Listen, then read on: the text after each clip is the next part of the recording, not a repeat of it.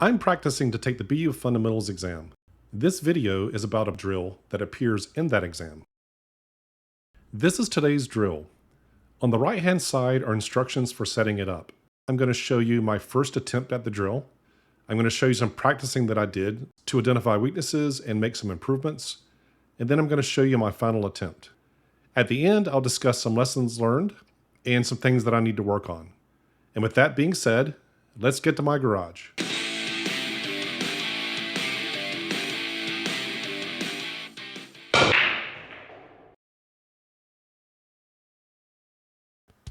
Okay, this is my first attempt at this drill. Let's talk about the setup. There are 2 different cue ball positions that I'll be using, and then 4 different object ball positions. First shot is a cut shot to the left side. Then I'm going to cut a ball to the left corner, and then the right corner, and then the right side, and then I'm going to shoot a shot straight into the right corner pocket. So that's the setup. And then after I do that, I'll use the other cue ball position, which is on the right-hand side. As I'm looking as a shooter, the right-hand side. This shot to the corner to me is one of the most difficult shots. That's why I spend so much time really focusing on the aim spot before I shoot.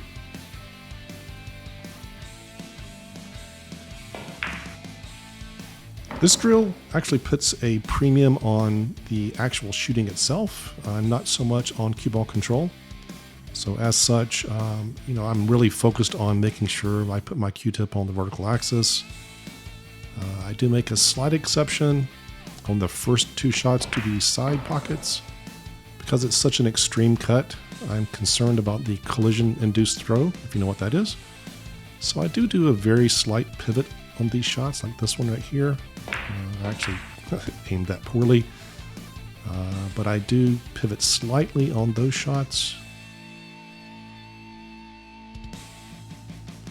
Throughout this series of videos, I'm finding that more and more, I'm seeing the criticality of spending extra time on a pre-shot routine. So if you do not have a well-structured pre-shot routine, I highly recommend you work on that.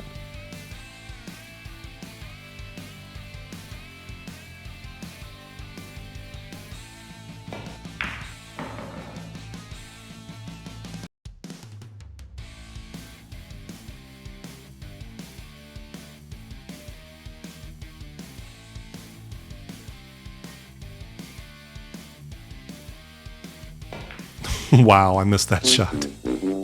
I remember that. I set up correctly, and then right before I pulled the trigger, I doubted myself, and so I said, no, let's just cut it a little bit thinner.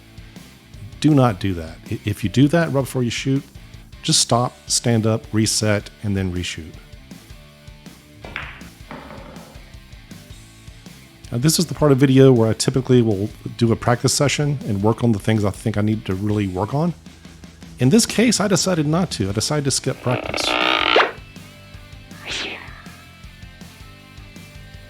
I was just feeling really confident. I did miss 2 shots, but I knew exactly why I missed them. And it was just a mental thing. It wasn't really the shooting. So I decided just to go straight into the final. So here we go.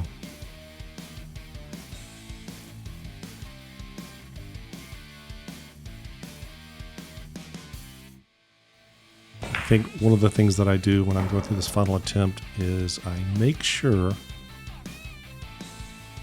that I properly follow my pre-shot routine with each shot.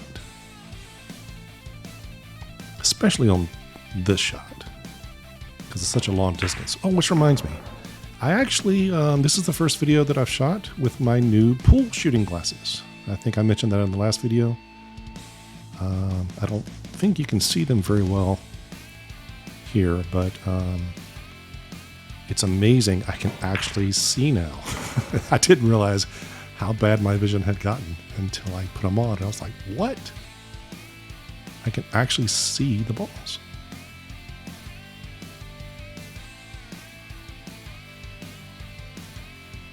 So no more excuses. All right, here's one shot that gave me trouble in the first go round. So I'm really focused on just making this ball. Hit it with a little more authority.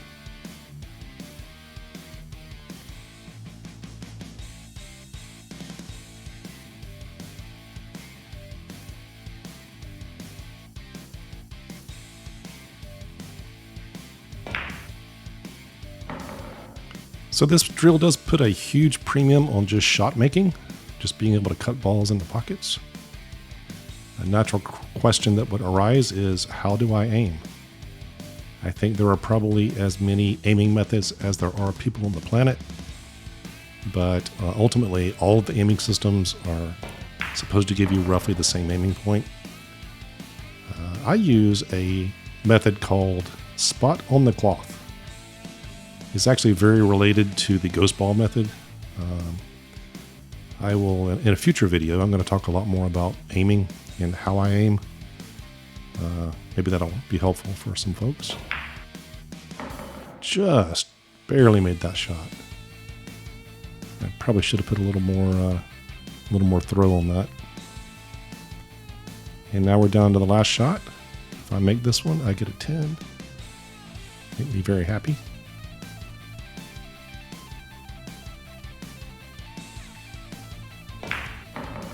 Attaboy.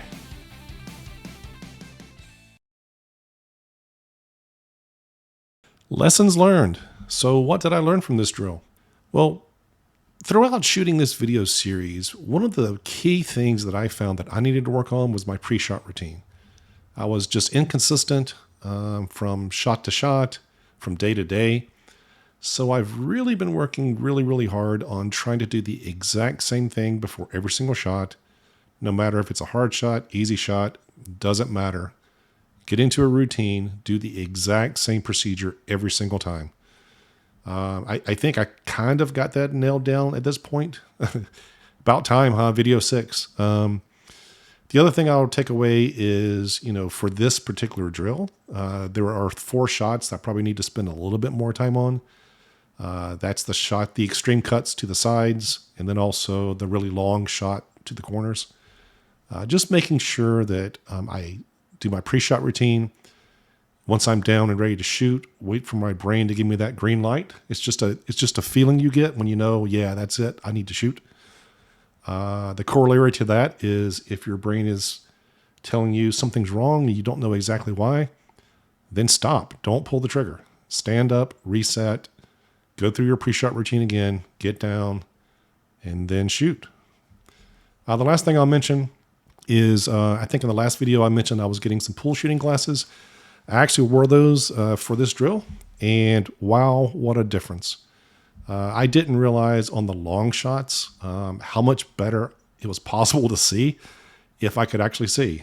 So I can see now. So now I've got no more excuses. So I will tell you a little bit more about pool glasses, and then we'll wrap up. So what are pool shooting glasses? Well, they're basically just glasses that are tailor-made to the specifications and the needs of a pool player. So when you're wearing glasses and shooting pool, you often have to get down on your cue and raise your eyes so that you can see the object ball.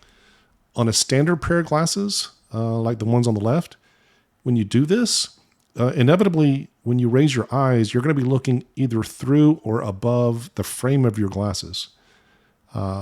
Pool shooting glasses are designed so that even when they're on your face, when your head is down and you turn your eyes up, you'll still be looking through the lenses. So like I said, larger lenses, no frame on mine. That way there's no opportunity for the frame to be in my way. I also made sure that I had the arms hooked so that the glasses would not move as I moved my head up and down. And they are also focused on a distance of about 4 feet and beyond. That's typically, if you're shooting pool, that's the distance that you're going to be typically looking at, as opposed to normal glasses, which are typically either bifocals or have a progressive. You don't want progressive lenses when you're playing pool. It's much better to have a fixed focus. So now that I can see, hopefully I'll be shooting a whole lot better. Billiard University was formed in 2012 by Dr. Randy and Dr. Dave, and their goal was to help pool players improve. They do this by providing skill assessment tools and resources that can really help your game. They currently offer 6 different exams for assessing your pool playing ability. But for this video series, I'm just focused on the drills that are associated with Exam 1. There are several benefits of taking the BU exams.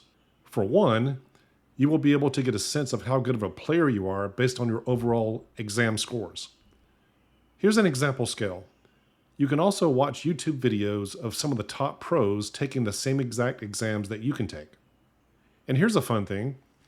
Billiard University periodically sponsors contests where you can win money based upon how well you do on the drills. So what are you waiting for? You should also be taking these exams. If you enjoyed this video and want me to make more videos like this, please subscribe. Also hit the like button. Feel free to leave me a comment or a suggestion for future video topics. Stay safe and shoot well.